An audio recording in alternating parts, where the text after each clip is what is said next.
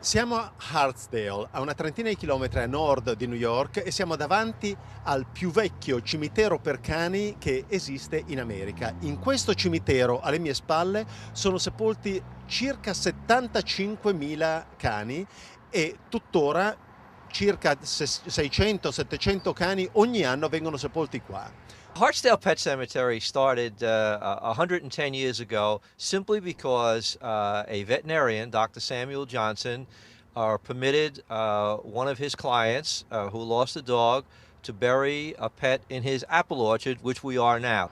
This is the oldest pet cemetery in America, and it's the second oldest in the world. We are, in fact, the oldest operating cemetery in the world.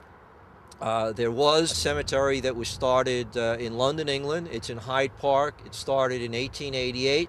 This is the only monument that I've been able to locate that is an 1800 monument. Dottie, the pet of E.M. Dodge, was put up shortly after her death in September of 1899. And the largest monument was put up in 1917 by a woman who I only know by her last name, Mrs. Walsh, and she chose to erect an elaborate mausoleum for her pets. There have been a number of pets that were born in other countries and brought to Hartsdale. In this case, Roma, a pet that was born in 1895, and that's a year before the cemetery even started, was brought here upon the death of the pet in 1909. Quanto costa in media avere un animale sepolto qui? The cost of burial will be influenced by the size of the pet that's being buried. Obviously, a larger pet will need a bigger plot, a bigger casket, more labor to open and close the grave. And it'll also be influenced by the location of the lot. Some locations are more or less expensive than other locations. And just as in the human situation, the selection of casket can either be a relatively simple casket made of plywood, or it can be a heavy metal casket with a very appropriate lining to go in between it. If one were to bury a small animal the size of a cat and choose the least expensive alternatives, it would cost about $1,200 to do that for the land, the casket, the labor, and so forth. A larger pet might be about $1,500, and sometimes the cost can get up to about $2,000 if they choose a little fancier casket. Alcune persone possono pensare che spendere 1.200 o addirittura $2.000 per seppellire un animale domestico è un sacco di soldi. Secondo lei è ragionevole spendere questi soldi? It is a lot of money, and it is really up to the person themselves to do this if they wish. I certainly do not think any ill of any person who doesn't do this.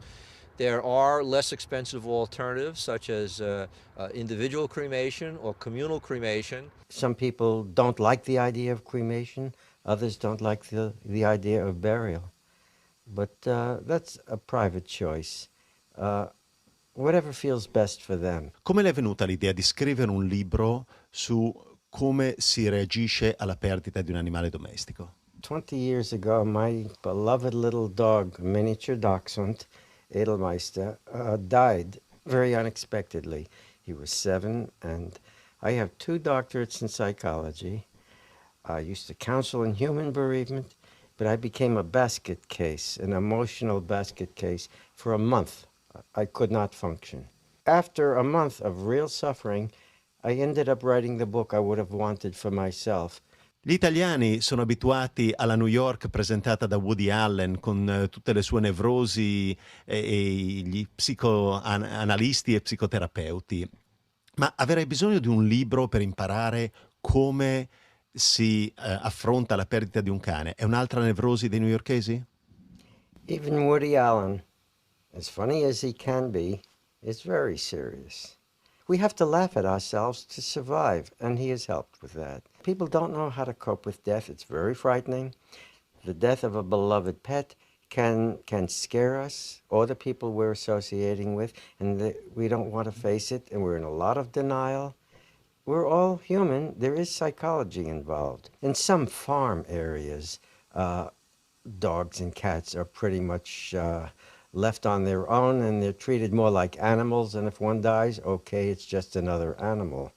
But in urban areas, we bond very closely to our pets. Il cimitero per tutte le creature di Dio, così è stato soprannominato questo cimitero alla chiesa St. Andrews a Staten Island. Si tratta di una chiesa episcopale dove da questa parte ci sono le tombe di esseri umani e alle mie spalle, passato questo cancelletto, è la parte dove sono sepolti cani e gatti. Anche con i cani, come con gli esseri umani, c'è la tradizione in questo cimitero di aggiungere la bandiera americana accanto alla tomba.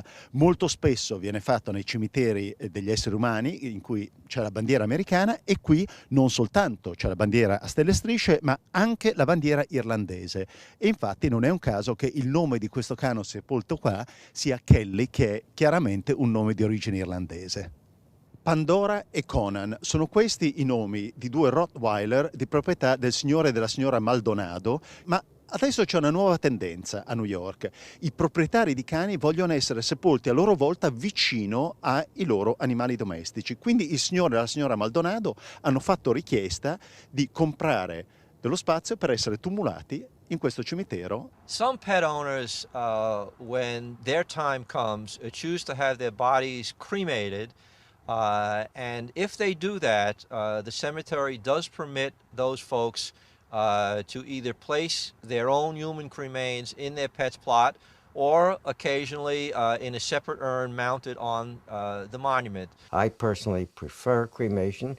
In fact, I'm saving the cremains of my two previous dogs, and my instructions in my will is that they are to be mixed with my ashes and scattered somewhere special.